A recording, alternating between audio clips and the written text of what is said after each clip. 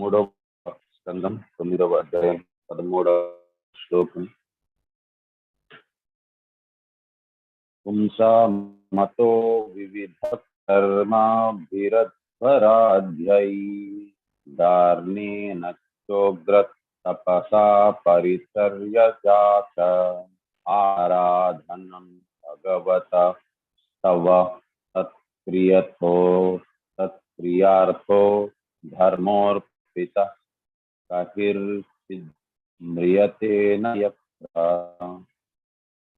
Translation. But the pious activities of the people, such as performance of Vedic rituals, charity, austere penances, and transcendental service, performed with a view to worship you, satisfy you by offering you the fruitive results, are also beneficial. Such acts of religion never go in vain. దీని మీద ఎవరికి శ్లోకం గుర్తున్నది? 18వ అధ్యాయంలోని శ్లోకం వస్తుంది.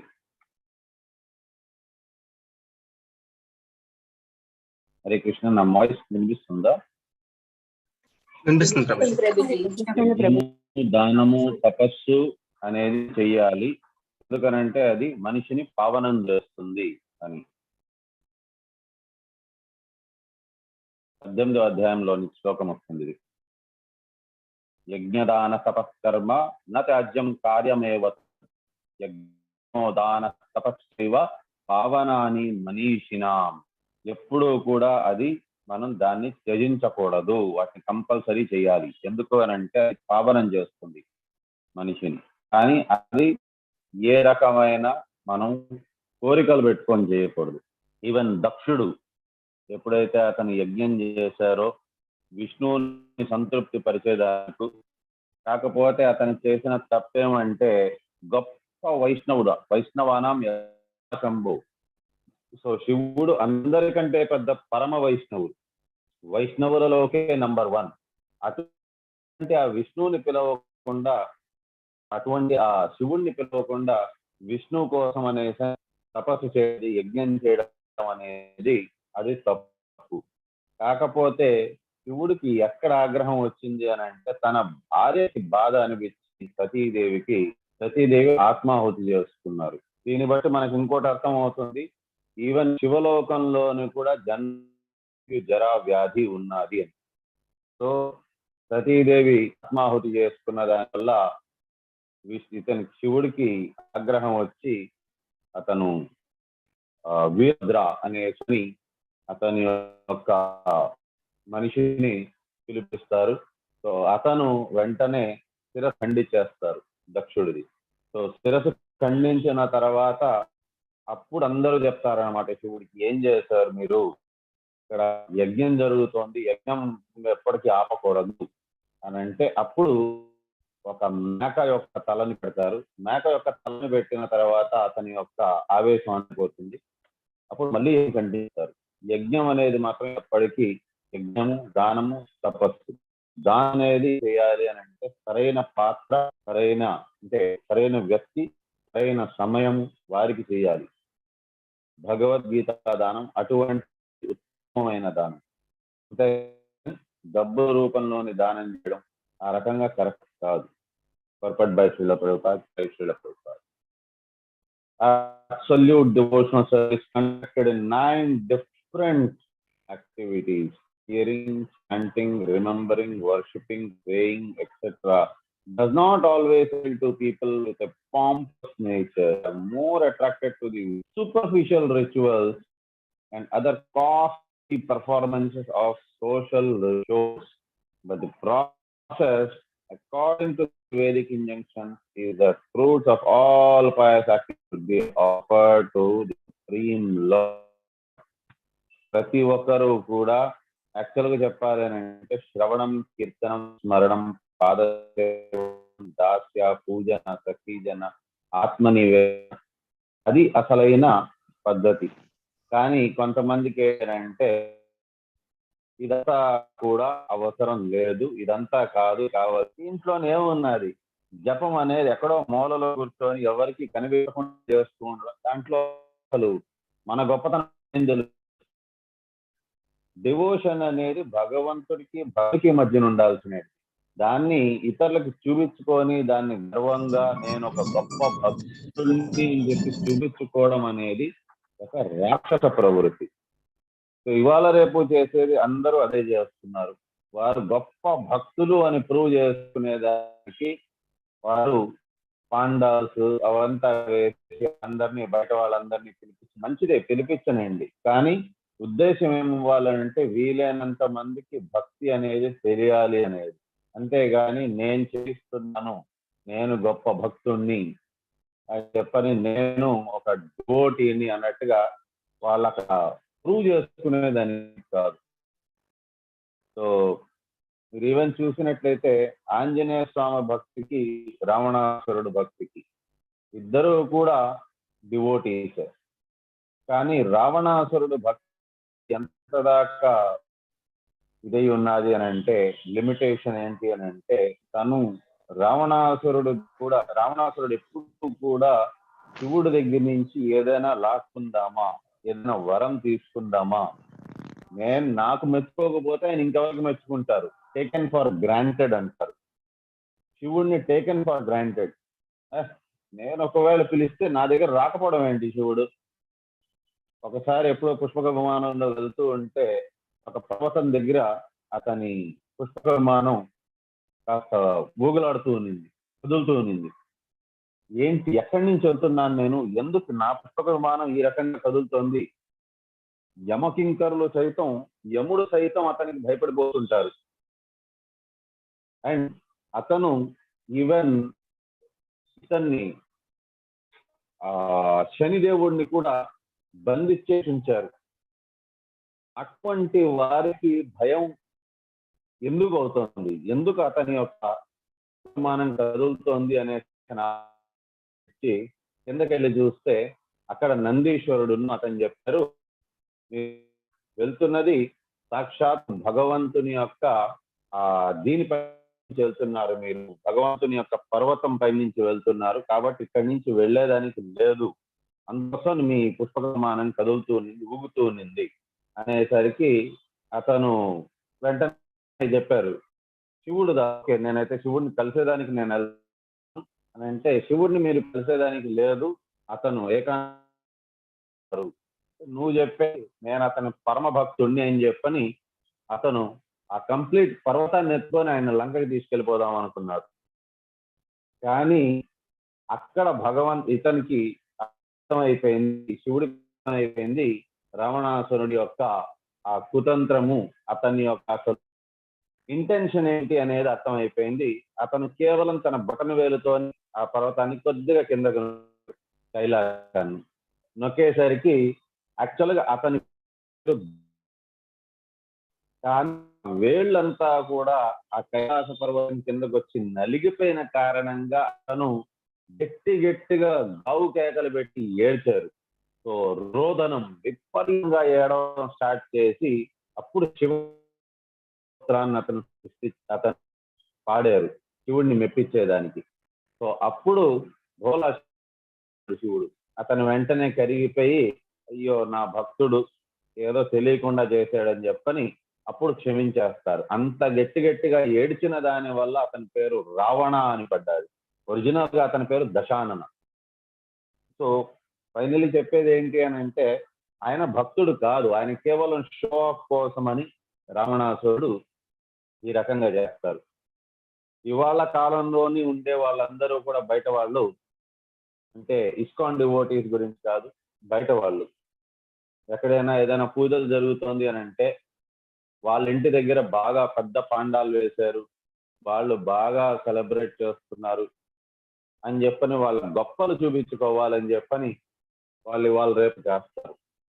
అటువంటి పూజ దేవీ దేవతలకు చేసేది ఏదైతే వాళ్ళు లాభాన్ని వాళ్ళు కేవలం ఆశిస్తూ కామిస్తూ వాళ్ళు పూజలు చేస్తున్నారంటే అది రజోగుణంతో కూడింది. 18వ అధ్యాయంలో మనకు క్లియర్ గా చెప్పారు, ఏ పూజలైతే మనం చెయ్యాలి అని చెప్పని మనం వితౌట్ ఎక్స్పెక్టింగ్ ది రిజల్ట్స్ మనం చేస్తాము, అది సత్వగుణానికి సంబంధించి. భగవంతుడి నామ జపం అనేది కృష్ణ మహామంత్ర జపం అనేది అది శుద్ధత్వం. కానీ ఏ పూజలైతే మనం మానార్థం మనం చేస్తాము అది మాత్రం రజోగుణానికి సంబంధించింది. సో ఇక్కడ జరిగే పూజలన్నీ కూడా అటువంటివే. సో భగవంతుడు మనకి ఆల్రెడీ భగవద్గీతలో కూడా చెప్పారు, యత్ కరోసి యత్ అస్నాసి యత్ జుహో దదాసి యత్ తపస్య కౌంతేయ తత్కృత్వ మదర్పణం. భగవంతుడికి అర్పిస్తూ చేయమని చెప్పారు ఏది ఇచ్చినా సరే కూడా. అది వారు ఆర్భం చేస్తూ కాదు. శివుడు ఎప్పుడైనా చూడండి, శివుడిది ఆంజనేయ స్వామిది వారి స్థుతిని చూడండి, శివుడిని అందుకోసమనే నిరాడంబరుడు అంటారు. ఆడంబరం అనేది ఉండదు. శివుడు వైష్ణవానాం యథాశంభో, అవుతారు జరగండి అని చెప్పని శివుడు వచ్చి ఆ కాలకు విషయాన్ని తీసుకోలేదు. పెళ్లిగా వచ్చారు, అరే ఎవరు తాగలేకపోతున్నారో వద్దులేండి, ఇతరులను ఇబ్బంది పెట్టదలుచుకోలేదు, పర్వాలేదు నేను స్వీకరిస్తానన్నారు. సముద్ర మంథనం ఎప్పుడైతే ఆ విషం వచ్చిందో దాన్ని అతను మింగాడు. అతను మింగినప్పుడు అతనికి తెలియదు అతని గొంతులోనే అది ఉండిపోతుంది అని. కానీ అతను ఇతరులకు ఇబ్బంది పెట్టకూడదు అనే ఉద్దేశంతో అతను దాన్ని స్వీకరించేశారు. ఏదైతే అయింది భగవంతుడి కోసం మనం చేస్తున్నాం అని చెప్పిన వెంటనే స్వీకరించేశారు. కానీ అది కృష్ణుడి కృప వల్ల అది గొంతులోనే ఉండిపోయింది. అది గొంతులోనే ఉండిపోయి మనలాంటి వారు ఎవరైనా సరే కూడా ఆ రకమైన ఆ విషయమే కాదు ఏ విషయమైనా తాగని వెంటనే ఒకటి చచ్చిపోతారు, రెండోది ఒకవేళ చచ్చిపోలేకపోయినా వాళ్ళ గొంతులోనున్నా సరే కూడా స్టిల్ అది డ్యామేజ్ చేసేస్తుంది ఆ పార్ట్ని. కానీ శివుడికి కేవలం గొంతు మాత్రమే నీళ్ళు, కానీ అది శరీరాన్ని ఏమీ చేయలేదు. సో అందుకోసమనే శివుడిని నీలకంఠాయ అంటారు. సో భగవంతుడు భక్తి అనేది ఎప్పటికీ ఆడంబరంతో చేయకూడదు. The lord demands that whatever one may do in one's daily activities such as worship, sacrifice and offering, charity, all the results should be offered to him only. భగవంతుడికి మాత్రమే అర్పించాలి. మనం దాని గురించి ఆశలు పెట్టుకోకూడదు. ఏదైనా వస్తుంది ఏదైనా రాదు, అయ్యో నేను ఎంత కష్టపడ్డాను రాలేదే, భగవంతుడికి అర్పించేయండి. This offering of the results of pious acts unto the Supreme Lord is a sign of devotional service to the Lord and is of permanent value. So భగవంతుడికి అర్పించేయడము అని అంటే ఏంటి అని అంటే, చెడు వచ్చినా మంచి వచ్చినా జీవితంలోని దాన్ని యాజ్ ఇట్ ఈస్ గా యాక్సెప్ట్ చేయడం. చెడు వచ్చిందనంటే నాకు ఎందుకు వచ్చింది, మంచి వచ్చిందనంటే నేను బాగా కష్టపడ్డాను, రెండు వద్దు, ద్వంద్వాలని విముక్తిలో. ఏదొచ్చినా సరే కూడా భగవంతుడు నాకు ఇలాగే రాశారు, నేను చేసుకున్న ప్రీవియస్ కర్మ. అందుకని మనకి శ్రీమద్ భాగవతంలోని కూడా ఒకటి ఉన్నది శ్లోకం, తతేనుకం పశు సమీక్షమానో భుజానే వాత్మనా కృతాం విపాకం హృద్భాగవపుదీర్విదిదాం నమస్తే జీవేరయో ముక్తి పదాం సదయాభక్. అంటే ఎవరైతే వారి జీవితంలోని కష్టాలు గాని సుఖాలు గాని ఏదైనా సరే కూడా ఇతరులని దోషించకుండా భగవంతుణ్ణి దూషించకుండా వారు జీవితంలో వచ్చే కష్టము గాని సుఖము గాని అదంతా వారు చేసుకున్న కర్మ యొక్క ఫలితమే అని వారు భావిస్తూ వారి జీవితాన్ని సాగింపారనంటే, ముందుకు సాగదీస్తున్నారు అనంటే వారు యాక్చువల్ గా వారు దీనికి అర్హులు, ముక్తి పదానికి అర్హులు. వారు ముక్తి పదంలో వెళ్తున్నట్టుగా. సో ఈ రకంగా ఎప్పుడైతే రిజల్ట్స్ మనం భగవంతుడికి అర్పించేస్తామో మనం దేనికి కూడా మనం ఇండిఫరెంట్ గా ఉంటాం. సక్సెస్ వచ్చినా ఒకే రకంగా ఉంటాం, ఫెయిల్యూర్ వచ్చినా ఒకే రకంగా ఉంటాం. అంతేగాని ఫెయిల్యూర్ వచ్చింది అనేసి నేను ఇంకోసారి నేను ట్రై చేయను అన్నట్టుగా ఉండరు. మళ్ళీ ట్రై చేస్తారు, కాలేదు వాళ్ళకి వీలైనంత దాకా ట్రై చేస్తారు. అంతేగాని వారు హతాశపడిపోరు, అయ్యో నా వల్ల కాటం లేదే అని కానీ, లేకపోయిందా ఇతరుని దూషించడం కానీ అవి కూడా ఎందుకనంటే జీవితంలో మనకి ఏది జరిగినా అది మన ప్రీవియస్ కర్మల ఫలితమే. అంతా నా కర్మ అంటారు. ఇది వారి కర్మ యొక్క, ప్రతి ఒక్కరికి వారి యొక్క కర్మ యొక్క ఫలితం. దానికి తగినట్టుగానే భగవంతుడు ఇస్తారు. ఒక్క గ్రాము కానీ ఒక్క సెంటీమీటర్ కానీ ఎక్స్ట్రాగా ఇవ్వరు, ఒక్క సెంటీమీటర్ తక్కువ ఇవ్వరు. ఈశావస్యమిదం సర్వం యత్కించిత్ జగదత్తం జగత్ తేన భుంజిత. ఎవరికి కావాల్సింది, ఎవరికి ఎంత రాసున్నదో వారికి అంతే ఇస్తారు. మా గృహ కస్య ధనం, ఇతరుల సంపత్తిని దోచుకునే దానికి ఎప్పటికీ ప్రయత్నించద్దండి. సో ఇది భగవంతుడికి మనం ఇవ్వగలిగే అన్నిటికంటే పెద్ద శరణాగతి. ఇది ఈ రకంగా చేస్తూ భగవంతునికి సేవ చేస్తున్నామనంటే అది అన్నిటికంటే ఉత్తమమైన సేవ. So this offering of the results of pious acts unto the Supreme Lord is a sign of devotional service. ఇది bhakti to the Lord and is of permanent value, whereas enjoying the same results of oneself is only temporary. ఏదైనా సరే కూడా దానికి వ్యతిరేకంగా మనం ఏదైనా enjoy చేస్తుందంటే అది మనకి కేవలం దానికి తాత్కాలికమైన రిజల్ట్స్ వస్తుంది మనకి. Anything found the Lord is permanent asset, accumulates in the form of unseen piety for gradual promotion to the unalloyed devotional service of the Lord. Sulpamkasya dharmasya trayate mahato bhayat. కొద్దిపాటి సేవ చేసుకున్నా అది భగవంతుడికే చెందుతుంది. These undeterred pious activities will one day result in full-fledged devotional service by the grace of Supreme Lord. ధర్మో రక్షతక్షితః, దీన్నే ధర్మం అంటారు. భగవంతునికి మీరు ఏది వచ్చినా సరే కూడా, కష్టం వచ్చినా సుఖం వచ్చినా అదంతా కూడా భగవంతుడికే అర్పణం చేయడం, దాని నుంచి మీరు ఏది కూడా ఎక్స్పెక్ట్ చేయకుండా ఉండడం, ఇది చాలా కష్టం. It is easy said and done. చెప్పడం ఈజీ నాకు, దీన్నే ఆచరణలోకి తీసుకురావడం అనేది ఇంచుమించు అసాధ్యం. కానీ ప్రాక్టీస్ చేస్తూ ఉన్నామనంటే భగవంతం అనేది ఇస్తారు మనకి. ఎందుకు కష్టం ఇస్తారు, లేక ఎందుకు సుఖం, కష్టాలతో పాటు మనకి చాలు అన్ఎక్స్ప్లెయిన్డ్, మనకి కొన్ని జీవితంలో మనం ఎక్స్ప్లెయిన్ కూడా చేయలేము, మనకి లక్ కలిసి వస్తూ ఉంటుంది, అది కూడా భగవంతుడే ఇస్తారు మనకి. So therefore any pious act done on the account of Supreme Lord is also recommended here for those who are not pure devotees. ఉత్తమమైన భక్తులకైతే వారు భక్తి చేస్తారు, భగవంతుడికే సర్వం విడిచిపెడతారు. కాకపోతే any pious acts done on account of the supreme lord, so భగవంతుడి కోసం అనేసి ఉద్దేశిస్తూ ఏది కర్మ అయినా సరే వారి ఇంద్రియ భోగాకుండా అబ్బ కోసం అని ఇది రికమెండెడ్. ఇది వారు ఈ రకంగా చేసుకున్నారు అని అంటే వారికి ఏంటి అని అంటే ఫ్యూచర్ లోని వారికి ఇబ్బంది కాకుండా భక్తి మార్గంలోకి వెళ్ళే దానికి సదవకాశం ఉన్నది. సో భగవంతుడు మనకి కొన్నిసార్లు కష్టాలు ఇస్తారు, కొన్నిసార్లు అన్ఎక్స్ప్లెయిన్డ్ గెయిమ్స్ కూడా ఇస్తారు, లాభాలు కూడా ఇచ్చేస్తారు. సో ఆ లాభాలు కానీ లేక ఇబ్బందులు కానీ మనకి జీవితంలోని వచ్చాయి అని అంటే చాలా మంది కుంగిపోతారు, కృషించిపోతారు, బాధపడిపోతారు. కానీ ఒకట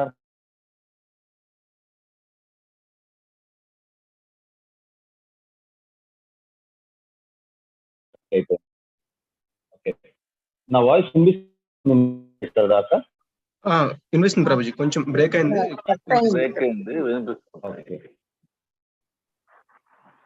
సో భగవంతుడు ఒకవేళ మనకి కష్టాలు ఇస్తున్నారు అని అంటే చాలా మంది అనుకునేది ఏంటి అని అంటే కష్టాలు ఇస్తున్నారు నాకెందుకు, నాకే ఎందుకు కష్టాలు ఇస్తున్నారు, నేను ఎందుకు ఇంతలాన బాధపడుతున్నాను, ఎందుకు ఇంతలాన ఇబ్బంది పెడుతున్నారు, నేను భక్తి చేస్తున్నాను అదేనా నా తప్పు అనిపిస్తూ ఉంటుంది. చాలా మంది ఈవెన్ డివోషనల్ సర్వీస్ విడిచిపెట్టి మరీ వెళ్ళిపోతారు ఇలాంటి కష్టాలు వారి జీవితంలో ముంచుకొచ్చినప్పుడు. కాకపోతే ఒకటి అర్థం చేసుకోవాలి, భగవంతుడికి ఫేవరెట్ గేమ్ అంటూ ఒకటి ఉన్నది. ఏంటి ఆ గేమ్ అంటే స్నేక్ అండ్ ల్యాడర్. సో దాన్నే తెలుగులోని వైకుంఠపాలి అంటారు. అది భగవంతుని యొక్క ఫేవరెట్ గేమ్. సో కొన్నిసార్లు ఏమవుతుంది అని అంటే దాంట్లో స్నేక్ అండ్ ల్యాడర్ గేమ్ లో నా వైకుంఠపాలిలోని నిచ్చెనలు ఎక్కుతూ ఉంటారు. కానీ సడన్ గా పాముల పైన పాములు వస్తాయి. మామూలుగా స్నేక్ అండ్ ల్యాడర్ గేమ్ లో చూసి చిన్నవి ఉంటాయి నిచ్చెనలు, కొన్ని పెద్ద నిచ్చెనలు ఉంటాయి. కానీ పాములు అనేది మాత్రం విపరీతంగా ఉంటాయి. అది ఎక్కడెక్కడో పైన పెద్ద నంబర్ నుంచి చిన్న నంబర్కి, సింగిల్ డిజిట్ నెంబర్కి తీసుకొని వచ్చేస్తుంది ఆ పాములు. సో ఈ రకంగా పాములు ఉంటాయి, నిచ్చెనలు ఉంటాయి. భగవంతుడితోని ఒకటేంటి అని అంటే ఆయన మనల్ని ఆ పాన్ లాగా చూస్ చేసుకున్నారు. ఒకవేళ ఇబ్బందులు వస్తున్నాయి అంటే అర్థం చేసుకోండి, ఆ పాములు మింగేస్తున్నాయి, మనం పైన పొజిషన్ నుంచి కింద పొజిషన్ కి జారిపోతున్నాము. ఎందుకు జారిపోతున్నాము అని అంటే భగవంతుడు మనల్ని అక్కడ ఆ దీనిలాగా పాన్ లాగా పెట్టి ఆడుకుంటున్నారు. కానీ భగవంతుడు కూడా ఆ గేమ్ ని మధ్యలో విడిచిపెట్టేసేవారు కాదు. భగవంతుడు ఆ గేమ్ ని ఎండింగ్ దాకా ఆడతారు. కొన్ని పాములు మింగేయచ్చు, కొన్ని నిచ్చెనలు రావచ్చు, కానీ ఏదేమైనా సరే కూడా ఆ 100, 100 అనే నంబర్ దాటిచ్చి వైకుంఠాన్ని చేర్పించే అంత దాకా భగవంతుడు మన చెయ్యి వదలరు. ఎందుకు వదలరు? ఎందుకనంటే దీక్ష తీసుకున్నాము.